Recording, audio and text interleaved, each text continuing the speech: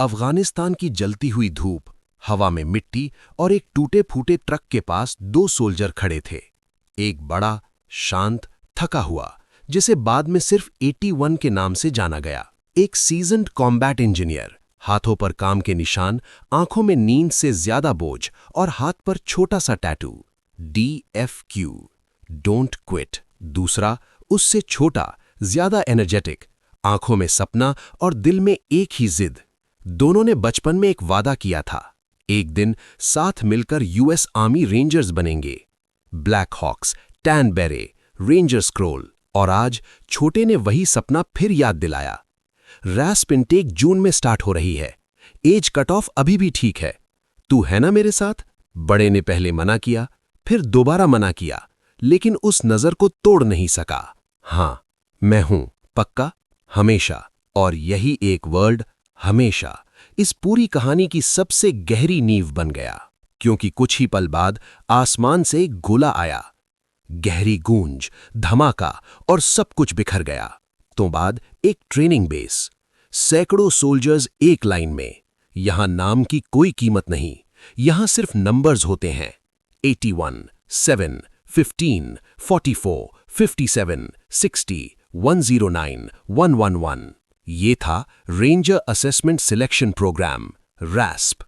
8 हफ्ते, हर दिन थकान, हर दिन कोई ना कोई बाहर। और इन सब में सबसे अलग था कैंडिडेट 81। 3 बार रिजेक्ट, चौथी बार वापस, एक बार मौत के बिल्कुल पास से लौटकर। और कैंप में धीमी आवाजों में एक कहानी चल रही थी।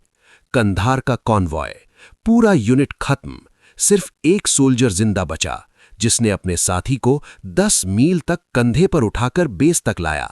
सिल्वर स्टार मिला है उसे। सब उसे हीरो समझते थे, लेकिन 81 को यह लफ्ज पसंद नहीं था, क्योंकि जो सच था वो सिर्फ उसे पता था, और वो सच बहुत दर्द देता था। सीनियर ऑफिसर ने उसे बुलाया। तुम सो नहीं रहे, टीम से दूर रहते हो, लीडर बनने से बच रहे हो। ये एक स्ट्रॉन्ग कैंडिडेट की निशानी नहीं। टेबल पर एक पेपर रखा गया, वॉलंटरी विड्रॉल। साइन करो, आज निकल जाओ, कल नई जिंदगी शुरू करो। 81 ने पेपर देखा, लंबी खामोशी, फिर आंखें उठाकर सिर्फ इतना बोला, अगर अलाउ हो तो मैं परेड की तैयारी करने जाना चाहता हूं। पेपर अनसाइन छोड़ दिया गया।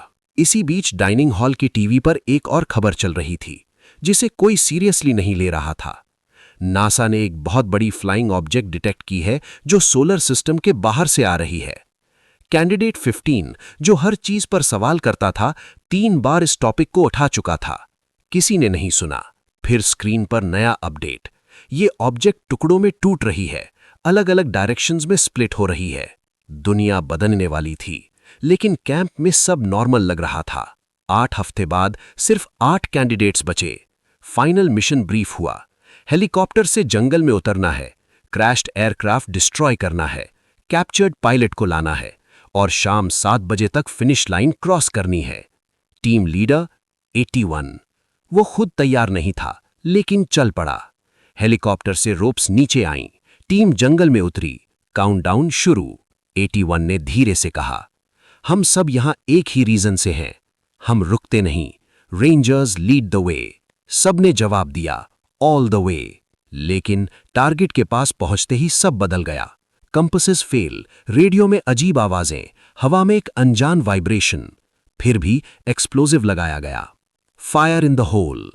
धमाका हुआ, धुआं उठा, और जब स्मोक हटा, एयरक्राफ्ट पर एक स्क्रैच तक नहीं था। फिर एक मैकेनिकल आवाज, गहरी, अजीब, बिल्कुल जिंदा सी।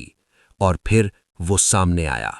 कोई मशीन, लेकिन मशीन जैसी भी नहीं, बहुत बड़ा, खुद चलने वाला, बिल्कुल दूसरी दुनिया का। टीवी वाली ऑब्जेक्ट का एक टुकड़ा इसी जंगल में गिरा था, और अब वो जाग चुका था। अटैक इतना तेज था कि टीम संभल ही नहीं पाई। कुछ सेकंड्स में फॉर्मेशन टूट गई, रेडियो खो गया, कई लोग गए, कई जख्मी हो गए। जो बचे 81, 7, 15, 44, 57, सब एक दूसरे को बस देख रहे थे। 57 का पांव टूट चुका था, 7 की हड्डी क्रैक, और सामने अननोन एनिमी। तब 81 ने कहा, इस मशीन का फील्ड कंपास को डिस्टर्ब कर रहा है। ये इंसान की चीज नहीं, ये इस प्लैनेट की भी नहीं। उन्होंने विलेज की तरफ मूव किया, लेकिन 57 ज्यादा दूर नहीं जा सका। टीम की आंखों के सामने वो रुक गया। किसी के पास मौन करने का वक्त नहीं था। जंगल के बीच एक तेज नदी मिली। 81 बिना सोचे पानी में कूद गया, हाथ में रोप, करंट के खिलाफ तैरता हुआ। ठंडा पानी, तेज बहाव, लेकिन उसने दूसरा किनारा पकड़ लिया। एक एक करके सब आए। जब 15 बीच में अटक गया, 44 ने बिना सोचे जंप किया। दोनों मुश्किल से बचे। टीम पार हुई, लेकिन मशीन ने भी पीछा नहीं छोड़ा। वाटरफॉल तक चेस चली और नीचे एक चेहरा दिखा जो सबको लगता था मर चुका है। 60 जिंदा था। उसने बताया, मिशन प्लान में सिर्फ लाइट्स और ऑब्स्टिकल्स थे, ये मशीन ट्रेनिंग का हिस्सा नहीं। मतलब ऑफिसर्स भी मर चुके थे। विलेज पहुंचकर सब कंफर्म हो गया। हर जगह तबाही, रेडियो टावर खत्म, कोई सीनियर ऑफिसर नहीं। और तब जब सब टूट रहा था, 15 ने गुस्से में कहा, सब हीरो नहीं होते 81, हम भी डरते हैं। 81 रुक गया। पहली बार उसका चेहरा बदला। मैं हीरो नहीं हूं। गहरी भावना। मैं गिरा था, सिर्फ 100 कदम पहले, पेरीमीटर से पहले, और मेरा साथी तब भी जिंदा था। मैं उसे लाइन के पार नहीं ले जा सका, और उन्होंने मुझे मेडल दे दिया, मेरी जिंदगी के सबसे बुरे दिन के लिए। तब 7 ने धीरे से कहा, मैं उसे जानता था, ट्रेनिंग कैंप में साथ था, हाथ पर DFQ टैटू, और वो तुम्हारी बात करता था। कहता था, हम दोनों रेंजर बनेंगे। तुमने उसे नहीं छोड़ा, तुम आज तक उसके लिए रुके ही नहीं। 81 की आंखों में पहली बार बोझ हल्का होता दिखा। विलेज में एक पुराना व्हीकल मिला, इंजन डेड। 15 जो मैकेनिक था, उसने इंजन खोला, कुछ मिनट्स में गाड़ी स्टार्ट, सबने एक सांस ली। लेकिन तभी मशीन वापस आ गई। चेस शुरू। गाड़ी फुल स्पीड, मशीन और तेज, बुलेट्स बेअसर।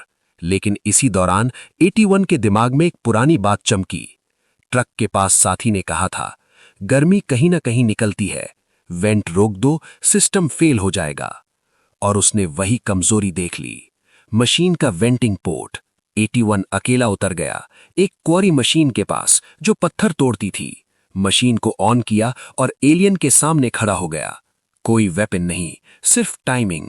मशीन अटैक करती रही, वो बचता रहा, बार बार। जब वेंट खुला, उसने पूरा स्टोन फ्लो उस वेंट में जाम कर दिया।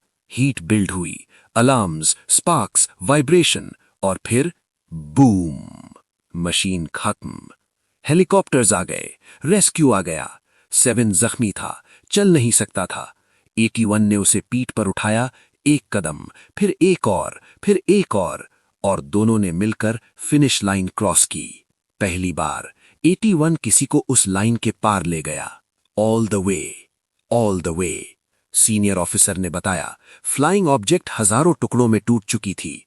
हर टुकड़ा एक मशीन बना, पूरी दुनिया पर अटैक हो रहा था। लेकिन अब मिलिट्री के पास एक सीक्रेट था, वेंटिंग पोर्ट जाम करो, मशीन रुक जाती है। रेंजर स्क्रोल 81 के हाथ में दिया गया। वेलकम टू द रेजिमेंट, तुम्हारा साथी आज तुम पर गर्व करता।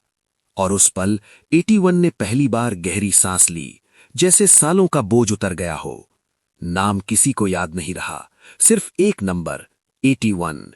लेकिन उस एक नंबर ने पूरी दुनिया को बचाने का तरीका दिया। इस कहानी का असली मतलब बहुत सिंपल है, गिरना हार नहीं होता, असली ताकत होती है गिर कर भी खड़े रहना। कभी मत रुकना।